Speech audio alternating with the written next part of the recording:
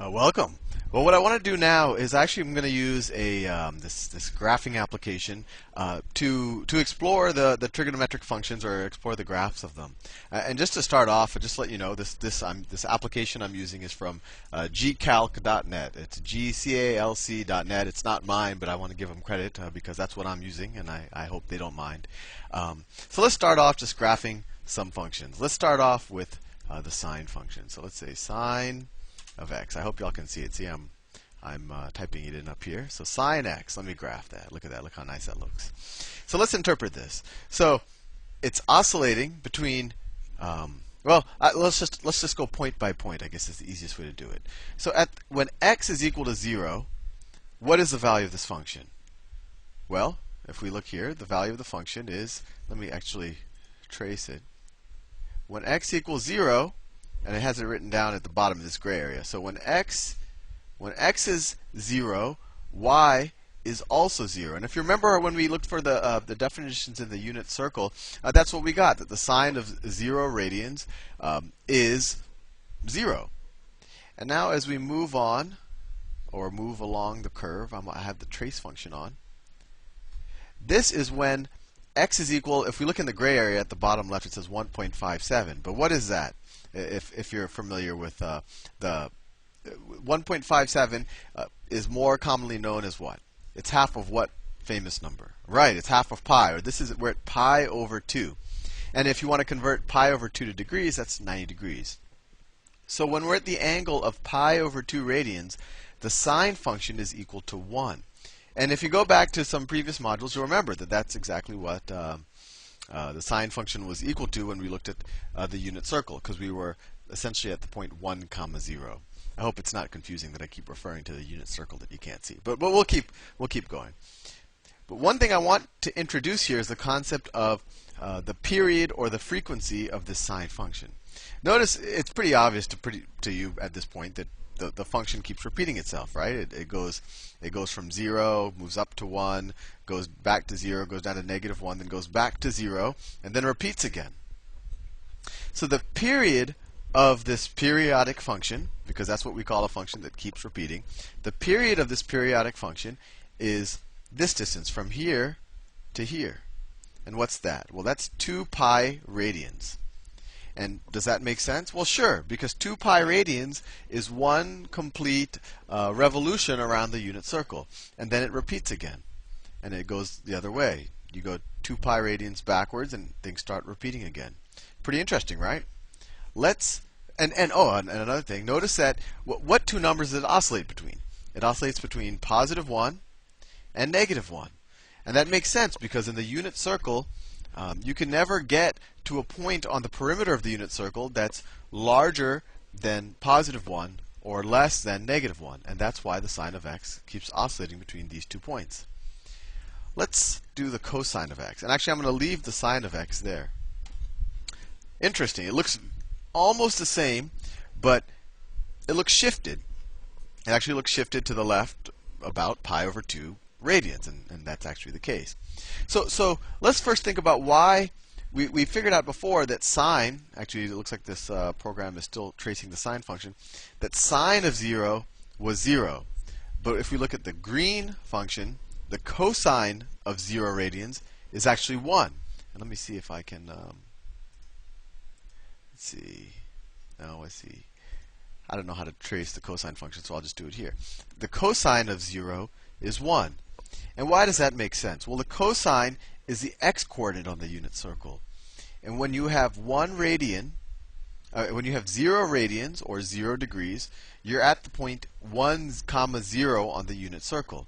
So 1 is the cosine, or it's the x-coordinate, and 0 is the sine value. And if any of this is confusing, review the video where I use the unit circle to solve the various values of the trig functions.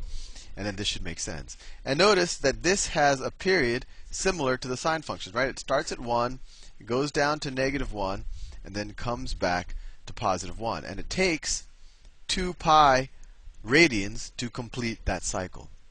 And just like the sine function, it's oscillating between 1 and -1 because it can't really on the unit circle, you can't get to a point on the perimeter that's higher than that.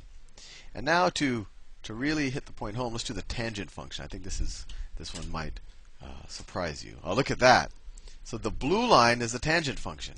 And why does it do this crazy thing? Well, if you remember, the tangent function is equal to the y over the x on the perimeter of the unit circle. And or since the y is the sine and cosine is the x, it also equals the sine over the cosine. So here, tangent is 0 whenever sine is 0, because that makes sense, because tangent is equal to sine over cosine. So it makes sense that when sine is 0, tangent is 0. But then, as the sine function becomes greater and the cosine function becomes less, the numerator in the tangent function becomes greater because the numerator is sine. So we get larger and larger values all the way to the point where the denominator of the tangent function, or which is the cosine function — I think this is probably the most confusing module I've ever said because I can't really write these things down — the denominator goes to 0, right? This cosine right here. And then tan spikes and it actually approaches infinity. And if you look back at the unit circle, that actually might make a little bit of sense. But like the other functions, actually the tangent function has a period of pi instead of pi over 2, instead of 2 pi. And I'll leave that as an exercise for you to think about. But with that drawn out, I'm not going to explore something else. Let me reset this. Yes, I really want to reset. I drew the sine function before. Let me draw the sine of, let's say, 2x. Whoops, that's not right. Sine of 2. Maybe I need to put some parentheses in. Oh, there we go. Actually, let me reset it. Yes, I want to reset. So first I'll draw the sine of x, and then I'll draw the sine of 2x. So what's the first thing you notice about the difference between these two? The brown one is sine of x, and the green one is sine of 2x. Well, they both oscillate between the same two numbers, and just so you know, that the height of the oscillation is called the amplitude of this periodic function. So in both cases, the amplitude is 1 because they oscillate from 1 to -1. So the amplitude is 1, but their period is different.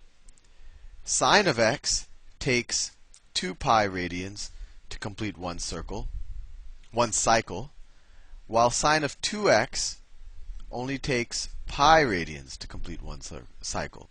So it actually completes it twice as fast.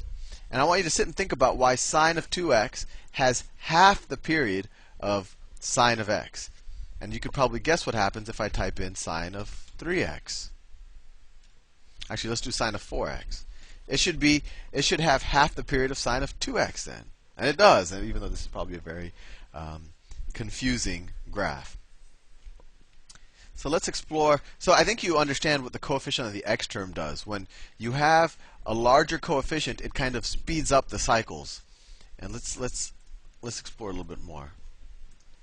Let's start off with sine of x again. And now instead of making the coefficient larger, let's make the coefficient less. Let's make it sine of 0.5x. Look at that. Now all of a sudden it takes 4 pi radians to complete one cycle. And I want you to think about why that is, because we're now slowing down how fast it cycles through the angles.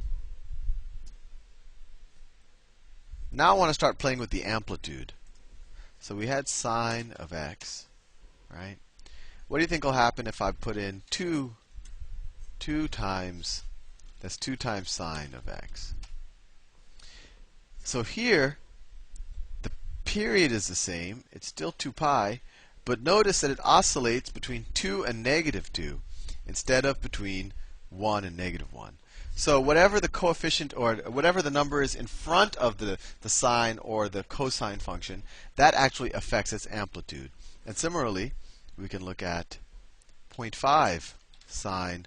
Let's say 0.5 sine of 2x. Interesting. So now it only goes up to 0.5 and down to -0.5. So its amplitude is half, 1/2, or 0.5, and it's also oscillates twice as fast as the sine function because it was 0.5 sine of 2x.